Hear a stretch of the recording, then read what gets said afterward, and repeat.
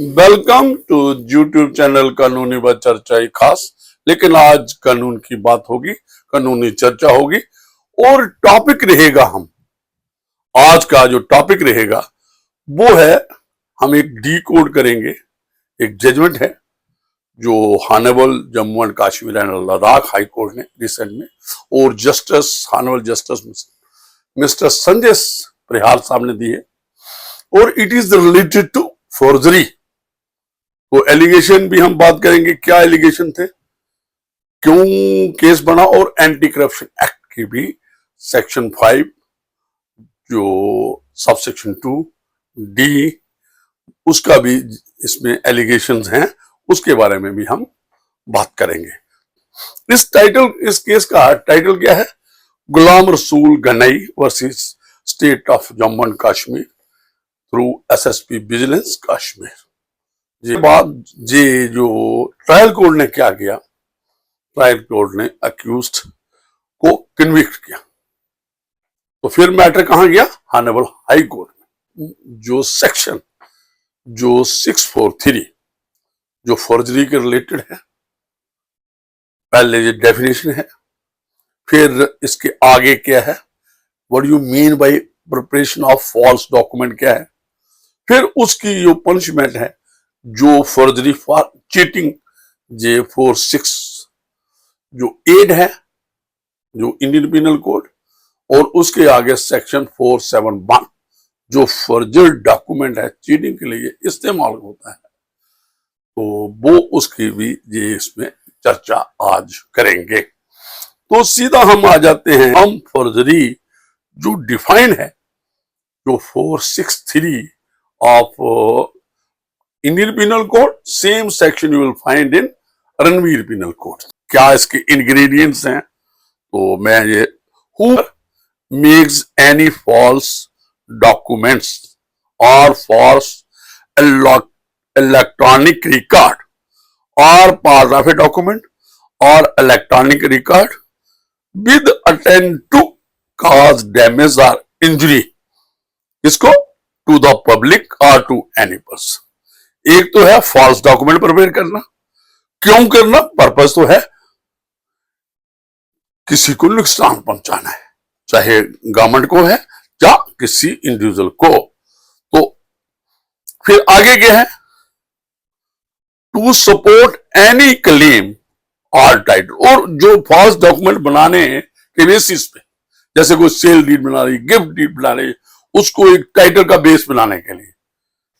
Forgery for purpose of cheating, whoever commits forgery, forgery की definition आ गई, ingredients क्या होना चाहिए, और कमिट करता है इंटेंडिंग, जहां इंटेंशन है दैट डॉक्यूमेंट और electronic record forged shall be used for the purpose of cheating shall be punished with imprisonment of either description, a term which may extend to 7 years and shall also be liable to fine। तो ये penal section है जो forgery के related है। तो अगर कोई false document बनाता है, फॉर्जर्ड करता है डॉक्यूमेंट, फॉर्जरी करता है, क्यों? पर्पस क्या है? चीटिंग करने के लिए, तो उसकी पनिशमेंट 468 में प्रोवाइडेड है। तो आगे एक और बात आई जो इसमें भी, इस जजमेंट में भी जिक्र है। तो फिर अगर कोई डॉक्यूमेंट चीटिंग के लिए इंटेंशन है, तो फिर उसका जो करता है, इस्तेमाल करता है, कहीं वो पेश करता है, जैसे इस केस में किया था अपनी प्रमोशन लेने के लिए, तो वो वाली भी जो एलिगेशन है साबित नहीं हुआ है, वो हम उस पर भी बात करेंगे। तो यूजिंग एज जेन्युइन ए फॉर्जर्ड डॉक्यूमेंट और इलेक्ट्रॉनिक रिकॉर्ड, ये 471 है इंडियन पिनल कोड का या रणवीर पिनल कोड जो भी है। whoever fraudulently or dishonestly uses as genuine any document or electronic record which he knows or has reason to believe to be a forged document। उसको पता है कि ये जो डॉक्यूमेंट है तैयार किया है ये फॉर्जर्ड है, लेकिन फिर भी किसी को नुकसान पहुंचाने के लिए, चीट करने के लिए इस्तेमाल करता है कि ये जेन्युइन है, तो उसमें क्या होगा? shall be punished, ये भी एक पनिशमेंट रिलेटेड है। the same manner as if he had forged such document or electronic record जे 47 मैं ये सेक्शंस जो बेसिक लॉ है, रेलिवेंट का लॉ है जो फोर्जरी के रिलेटेड, एक तो आ गया preparation of the document, intention है वहां पे कि क्यों करना है फॉल्स डॉक्यूमेंट, कोई डॉक्यूमेंट को आप फॉल्स डॉक्यूमेंट की शेप देंगे तो इंटेंशन है। उसके बाद फिर आप क्या करते हो, आपकी इंटेंशन अगर चीटिंग की है, फ्रॉड करने के लिए, किसी को रॉन्गफुल लॉस देने की और रॉन्गफुल गेन की है, जहां किसी की प्रॉपर्टी हथियाने की है, तो वो आ जाएगा 468। तो फर्जरी किसके लिए है, चीटिंग के लिए। और फिर आप वो डॉक्यूमेंट इस्तेमाल करते और by referring it as a genuine document. तो ये दो 468 और 471 ये एक पनिशमेंट और के रिलेटेड पनिशमेंट कितनी प्रोवाइडेड है, तो बेसिक जो है वो डेफिनेशन यू विल फाइंड इन 463। तो फॉल्स डॉक्यूमेंट क्या है वो 464 में you will find Indian Penal code. तो आगे हम आ जाते हैं इसमें कि ये जजमेंट जो है, जिसका टाइटल मैंने पहले ही बताया और दोबारा बता देता हूं, ये Ghulam Rasool Ganai versus state of Jammu and Kashmir, SSP through SSP vigilance Kashmir. तो जी जस्टिस संजय प्रहार साहब ने अभी रिसेंट पास 27 ऑफ जी जो जनवरी 2026 को ये अपलोड हुई है और बड़ी इंपॉर्टेंट जजमेंट है। और इसको बड़ी मेटिकुलसली ये जो प्रोविजंस हैं इनको इंटरप्रेट किया गया है और इनकी एप्लीकेबिलिटी की गई है। तो इस पे मैं अभी की पॉइंट्स जो इस जजमेंट के हैं, तो जजमेंट का मैंने पहले ही बता दिया, दोबारा बता देता हूँ, गुलाम रसूल गनी। तो इसमें क्या है, तो मैं थोड़ा सा बढ़ूंगा कि जो क्वेश्चन इन्वॉल्व हुआ है, forgery conviction can not sustain, एक व्यू पॉइंट है। लॉ इवॉल्व हुआ कि ये जो कन्विक्शन की गई है ट्रायल कोर्ट ने की है फॉर्जरी रिलेटेड, जहां कहां सेंस प्रूफ, जहां प्रूफ नहीं है किसका, ऑथरशिप का, कि ये डॉक्यूमेंट इसने ऑथर किया है, किसने, अक्यूज ने बनाया है, फॉल्स डॉक्यूमेंट प्रिपेयर किया है, क्यों किया है, और यूजिंग इट, और जो इसको एज जेन्युइन किसके लिए, जो चीटिंग के लिए। ये एक, तो इसमें उन्होंने कहा मैंसेरिया इन्वॉल्व होना चाहिए, मैंसेरिया मस्ट बी एस्टैब्लिश्ड इंडिपेंडेंटली। ये एक रिक्वायरमेंट है, बेसिक रिक्वायरमेंट है, if document accepted by the authority. अगर ऐसे डॉक्यूमेंट ऑन रिकॉर्ड किसी ने रख दिया और अथॉरिटी ने, जो कमेटी थी इस केस में जो थी, जो प्रमोशन जिसने दी, उस हम आप सीधा ये इसमें आ जाते हैं। तो फाउंडेशनल स्किल रिक्वायरमेंट क्या है, क्या जरूरत है मैंसेरिया के लिए, और क्यों जो मैंसेरिया साबित करना जरूरी है एक क्रिमिनल, किसी कोई क्राइम के रिलेटेड है। तो ये यहां पे तो क्राइम फर्जरी का है, तो ये बात की है foundational requirement of mens rea in criminal prosecution for forgery and corruption, जहां पे करप्शन के चार्जेस जैसे मैंने बताया high court of Jammu and Kashmir and Ladakh, उन्होंने क्या फाइंडिंग दी, held that even if the prosecution version that the tampered document was used to secure a benefit is assumed to be correct, यही मान लिया जाए कि वाकई टेम्पर्ड डॉक्यूमेंट था, अल्टरेशन है यहां, लेकिन अल्टरेशन किसने की, क्या अक्यूज की इन्वॉल्वमेंट है, क्या कोई मैंसेरिया का जो एक इंग्रेडिएंट है वो है उसमें, क्या इसने आथर किया था डॉक्यूमेंट, जो एक बेसिस बना, जो इसको बेनिफिट दिया प्रमोशन का समहाउ, ये भी एक बात आई है। The mental element of the offence must still be independently prove. तो मेंटल जो उसकी है, ये क्या है क्राइम, एक क्राइम जब होता है तो पहले आदमी मेंटल मैंसेरिया होता है, वो सोचता है कि मैंने ये क्राइम करना है, एक ये है, दूसरा फिर प्रिपरेशन करता है, जैसे इस केस में डॉक्यूमेंट अगर मैं जनरल मान लिया जाए तो उसके बाद वो जो एक्सरसाइज करनी है, एग्जीक्यूट करना है क्राइम को, किसी को वो होता है, कई बार क्राइम हो जाता है, कई बार अटेम्प्ट होती है, ये भी एक बात है। किया, क्या फाइंडिंग दी, क्या व्यू पॉइंट दिया, क्या जुडिशियल प्रेसिडेंट इन्वॉल्व हुआ इस केस में। Where a document has passed through institutional and administration security and has been accepted by the competent authorities. जहां पर डॉक्यूमेंट पेश हुआ, उस पर एक्ट अपॉन हुआ, उसमें उसकी प्रमोशन हुई, किया किसने? Competent authority. तो वो आगे क्या था? Absence of the proof of dishonest intention और knowledge of falsity render the prosecution case incomplete. लेकिन साबित नहीं कर सके कि कोई अक्यूज की इन्वॉल्वमेंट है डॉक्यूमेंट प्रिपरेशन करने में, कोई फोर्जरी करने में, कोई चीटिंग करने में, कोई रेफर करने की ये जेन्युइन डॉक्यूमेंट है जो एक रिक्वायरमेंट है जो मैंने सेक्शन इसलिए पहले 463, 464, 468 and 471 of Indian Penal Code आपके सामने पढ़ी। तो एक इन्होंने जो अपना व्यू पॉइंट बनाया, लॉ बनाया, तो एक रिलाई अपॉन किया एक जजमेंट में। कौन सी जजमेंट है? Mohammad Ibrahim versus state of Bihar. ये 2009 की जजमेंट है, तो सुप्रीम कोर्ट ऑफ इंडिया की है। इसमें क्या जो लॉ वाल्व हुआ था, जो फोर्जरी के रिलेटेड या otherwise, the court understood that mere execution of document does not amount to forgery. कोई डॉक्यूमेंट को एग्जीक्यूट कर रहा है unless it is shown that document was brought into existence by impersonation। Photo change किया, impersonate किया, एक आधा बी ने बनाया, अनऑथराइज्ड अल्टरेशन, उसमें कोई डॉक्यूमेंट में चेंज लाई, जो जिसके खिलाफ बनाई उसने अथॉरिटी नहीं दी थी, अनऑथराइज्ड थी,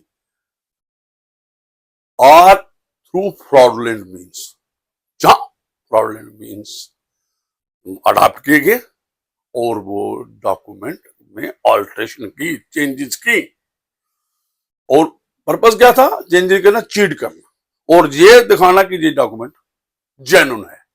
ये तीनों चीजें इस केस में जैसे पाया गया जस्टिस संजय प्रहार साहब ने लैक कर दी। तो फिर आगे क्या है?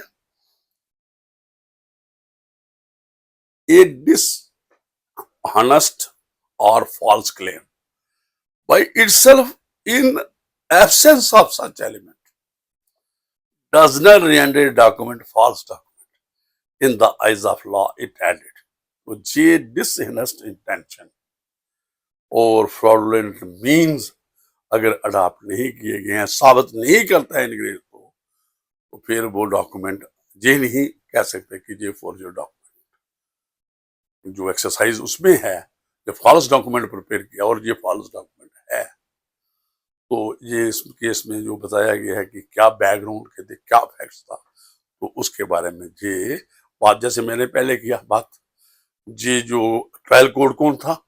ये ऑब्वियसली ये स्पेशल जज एंटी करप्शन श्रीनगर के पास ये ट्रायल हुआ और कन्विक्ट हुआ। तो ये जो एपिलॉन है, जो अक्यूज है, वो कौन था उसके बारे में भी अभी, ये एक एम्प्लॉय था Sher Kashmir institute of medical sciences SKIMS का, स्किम्स श्रीनगर का, तो had been convicted under section 52 of J&K prevention of corruption act 2006, और उसके साथ दो सेक्शन और थी जो फर्जरी रिलेटेड है, सेक्शन 468 और 471, जो पनिशेबल सेक्शन मैंने पढ़ी आप, on allegation that he had secured 2 promotions. किसने? जो एपिलॉन ने ली हैं। क्या क्या करके? By producing a fake matriculation certificate. जबकि वो 9th पास था, लेकिन उसने एक फॉल्स डॉक्यूमेंट मैट्रिकुलेशन का दिया। और एक और बात है जो उसके सर्विस कैरियर या सर्विस रिकॉर्ड के रिलेटेड है, वो आगे, तो and by tampering with his army discharge certificate, जो डिस्चार्ज सर्टिफिकेट पेश किया उसको टेम्पर किया गया। कौन सा था? जो पहले उसका जो आर्मी सर्विस का रिकॉर्ड था। ये भी एक बात आई, to show a higher rank, उसमें उसने अपना रैंक जो था वो एक रिक्वायरमेंट थी। जो प्रमोशन प्रमोशन जो जो जो पोस्ट जिसके लिए उसको प्रमोट किया गया वो उससे उसकी वो रिक्वायरमेंट थी, ये मैट्रिकुलेशन एज ए क्वालिफिकेशन, और कौन सी पोस्ट कौन सा रैंक उसने होल्ड किया है जब वो आर्मी में था। तो इसमें ये बहस हुई, तो इसमें यही बात आई जो हमने पहले बात की है। तो हम ये जो कोर्ट ने एनालिसिस किया, तो मैं दोबारा इसमें किया, after minutely examining the entire trial record, trial court का रिकॉर्ड एग्जामिन किया his lordship mister Sanjay Parihar sahab ने, subjected the prosecution evidence to rigorous scrutiny, meticulously exercise की relating to जो एविडेंस ऑन रिकॉर्ड थी या अदर रेलेवेंट रिकॉर्ड था, found it wanting on multiple. उसने कहा कि प्रोसिक्यूशन ने जो अपना केस है पूरी कंप्लीट नहीं किया है, कंप्लीट चेन नहीं है, कुछ इंग्रेडिएंट्स फर्जरी के नहीं है, और जो एलिगेशन है वो प्रूफ प्रॉपर नहीं है। जो लॉ एप्लीकेबल किया है ट्रायल कोर्ट ने, जिसके तहत उसको कन्विक्शन की है, पनिशमेंट दी है, वो प्रॉपर नहीं एक्सरसाइज नहीं हुई है। तो आगे क्या है, the court noted that prosecution has rested entirely on photocopies and remark. क्या था जो ये एक और बात है, यहाँ पे जो 10th का रिकॉर्ड था ओरिजिनल सीज ही नहीं हुआ था, फोटोकॉपी पे एग्जिबिट लगा था ट्रायल के दौरान। ये भी आगे बात, अब इस पे पढ़ेंगे। ये उन्होंने exhibit N/1 the alleged fake matriculation certificate, जो बेसिस है जिसको ये एलिगेशन है कि इसका यूज करके ये फॉर्जरी डॉक्यूमेंट तैयार किया, किसने? अक्यूज ने पेश किया अपनी प्रमोशन लेने के लिए, ये एलिगेशन। लेकिन उन्होंने कहा कि ओरिजिनल पेश है ही नहीं, जो सीज हुआ है फोटो कॉपी की, और फोटो कॉपी की हुई एग्जिबिट हुआ है। तो ये कहीं नहीं आया ड्यूरिंग इन्वेस्टिगेशन कि उसने डिस्ट्रॉय कर दिया है, जहां उसने अभी तक छुपा के रखा है। ये आगे देखेंगे। The prosecution has not recovered any original certificate from the appellant, nor it has been alleged that appellant destroyed or concealed the original, जो मैंने पहले बात की है। तो ये और एक और बात आई इसमें, ये बात आई कि जो मैट्रिकुलेशन जो सर्टिफिकेट है जिसकी फोटो कॉपी ऑन रिकॉर्ड है, वो क्या है? वो किसी थर्ड पर्सन का है। ये भी आई है। The court also found that the alleged matriculation certificate pertained to a third person and not to the appellant, thereby breaking the very nexus between the document and the alleged benefit। तो ये तो Nexis भी होना चाहिए, वो ऐसा नहीं था। थर्ड पर्सन के जो एक डॉक्यूमेंट है, मैट्रिकुलेशन सर्टिफिकेट है, उसका वो कैसे ले सकता था? क्योंकि अपना वो अपने नेम पे ही उसने, तो ये भी एक जो ट्रायल कोर्ट ने इसको इग्नोर किया और हानेबल हाई कोर्ट ने इसको पकड़ा। The court also observe that the appellant from the very inception of his service had consistently disclosed his rank as a rifleman। जब उसने अप्लाई किया होगा ये एम्प्लॉयमेंट के लिए, क्योंकि वो पहले ही एम्प्लॉयमेंट में था, ये तो प्रमोशन ली है ना जी एलिगेशन में, और उसने कंसिस्टेंटली अपना रैंक बताया है, अपना क्वालिफिकेशन बनाई है जो एजुकेशनल है, his education qualification as 9th standard, and there was no evidence of any interpolation in his initial application। जो उसने पहले जो एम्प्लॉयमेंट लेने के लिए किया होगा। The promotion in question was approved by duly constituted junior selection committee after scrutiny of the record। तो ये इंडिपेंडेंट जो जूनियर सिलेक्शन कमेटी है जिसने उसको प्रमोट किया है, तो ऑब्वियसली उन्होंने स्क्रूटन रिकॉर्ड किया होगा, जो scrutinized relating to the appellant तो and none of its member whatever, और एक और बात, तो उनको अगर कहीं वो कोई वैसी बात थी तो उनको प्रोसिक्यूशन विटनेस रखना चाहिए। किसको रखना चाहिए? तो जो सिलेक्शन कमेटी है जिसने इस डॉक्यूमेंट को अप्रिशिएट किया है, कंसीडर करते हुए प्रमोशन दी, ऐसा नहीं किया। तो despite being the most material witness on the issue of eligibility and selection, तो एलिजिबिलिटी तब बनेगी जब दो जो कंडीशन होंगी, 10th क्वालिफिकेशन और रैंक, जो पहले वो वाला रैंक होगा जो रिक्विजिट है, असेंशनल है प्रमोशन देने के लिए, तो उसमें एक बात है। तो प्रोसिक्यूशन ने कोई कमेटी का जिन्होंने प्रमोशन दी उसको वो ही नहीं रखा प्रोसिक्यूशन विटनेस। सिग्निफिकेंटली आगे और ऑब्जर्वेशन है, the court found that the alleged interpolation in the army discharge certificate was never proved by the production of the original document और by expert evidence। जहां दो तरीके थे, जहां तो जो इंटरपोलेशन जिसने की थी डॉक्यूमेंट, जो जो प्रोसिक्यूशन ने या इन्वेस्टिगेटिंग एजेंसी ने चार्जशीट के रखा था, जहां तो ओरिजिनल से कंपेयर करके एग्जीक्यूट होता, जहां एक्सपर्ट ओपिनियन लिया जाता, किनको कंपैरिजन करवाते, किसको? जो ओरिजिनल है और जिस जो चेंजेस उसमें अल्टरेशन इंटरपोलेशन की है, ऐसा कुछ नहीं किया। ये भी एक ऑब्जर्वेशन लॉर्डशिप ने दी। नहीं कोई एक्सपर्ट एविडेंस ली है इसमें कि वाकई इंटरपोलेशन हुई है, अल्टरेशन हुई है, फॉर्जड हुआ है, और कंपेयर करना पड़ेगा ओरिजिनल के साथ।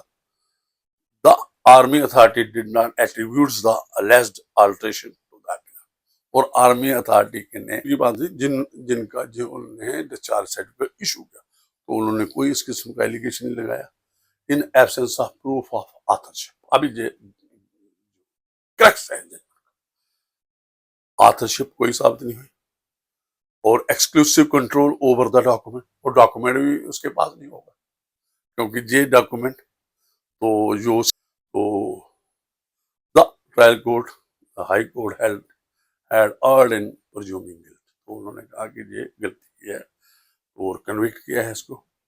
तो एक और उन्होंने जजमेंट जो है, ये जो ये अभी रिसेंट जजमेंट है, इस पे भी relying upon recent Supreme Court precedent in AIR 2025, Supreme Court page है इसका 4913। High Court reiterated a crucial principle of criminal jurisprudence। क्या है वो? Even if the prosecution version that the tempered document was used to secure admission is assumed to be correct, on mens rea must be independently established। तो ये क्या है? mens rea still must be independently established, वो भी prove करना पड़ेगा। Where the document has passed through administrative scrutiny and was stamped or accepted by the competent authority, absence of proof of dishonest intention or knowledge of the falsity कि ये वाकई false है, re-under the prosecution it's incomplete। ये उन्होंने कहा कि ये prosecution lag है इसमें। ये तो आगे the court further reiterated that benefit of doubt must follow where two views are reasonably possible, that suspicion cannot take place of the proof। जिस सस्पिशन के बेसिस पर किसी को कन्विक्ट नहीं किया जा सकता, प्रूफ नहीं माना जाता है। और प्रूफ कहाँ है? जो हमारे ये जो क्रिमिनल यूरिस्प्रूडेंस के मुताबिक, एडमिनिस्ट्रेशन ऑफ क्रिमिनल जस्टिस के मुताबिक, बियॉन्ड ऑल रीजनेबल डाउट्स है, and where direct evidence is absent, exclusive control and authorship of forged document must be strictly proved।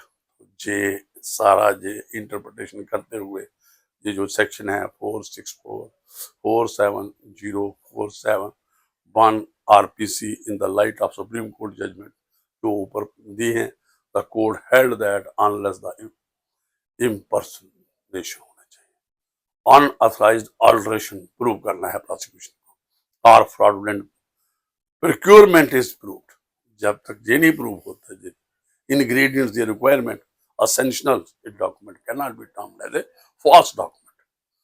Mere irregularity or dishonest claim without proof of forgery and mensaria does not attract criminal liability. तो ये भी एक उन्होंने अपना view point दिया। तो court ने क्या ये कहा, found that essential ingredients of offences under Prevention of Corruption Act ये भी नहीं प्रूव हुआ, and the RPC Ranveer penal codes were not established beyond a reasonable doubt। वही जो मैंने पहले किया, होल्डिंग, ऐसा जो इन्होंने व्यू पॉइंट दिया, ऐसा होल्ड करके क्या हुआ, कन्विक्शन वाज फाउंड। क्या फाउंड किया, क्या उनको है, based on conjectures and that burden of proof had been impermissibly shifted on to the accused. Virtually क्या किया इस केस में, उन्होंने कहा कि ये शिफ्ट कर दिया था बर्डन किस पे, अक्यूज्ड पे। जबकि जो फंडा है, बेसिक रूल है जो एडमिनिस्ट्रेशन ऑफ जस्टिस का, क्रिमिनल ज्यूरिस्प्रूडेंस का, वो है कि prosecution stand on its own legs and prove the case beyond all reasonable doubt। ऐसा नहीं था, तो फिर अपील अलो हो गई और जो judgement of conviction and sentence set. तो इन शॉर्ट क्या है इस केस में, जो क्रक्स है जजमेंट का वो सिंपली है कि इस केस में नो डाउट जे एलिगेशन थे कि ये डॉक्यूमेंट जो पेश किए गए, दो डॉक्यूमेंट, एक तो मैट्रिकुलेशन सर्टिफिकेट प्रमोशन लेने के लिए एपिलॉन्ट ने, दूसरा है अपना डिस्चार्ज सर्टिफिकेट में इंटरपोलेशन की, चेंजेस की, अल्टरेशन की, और क्योंकि प्रमोशन लेने के बेनिफिट लेने के लिए।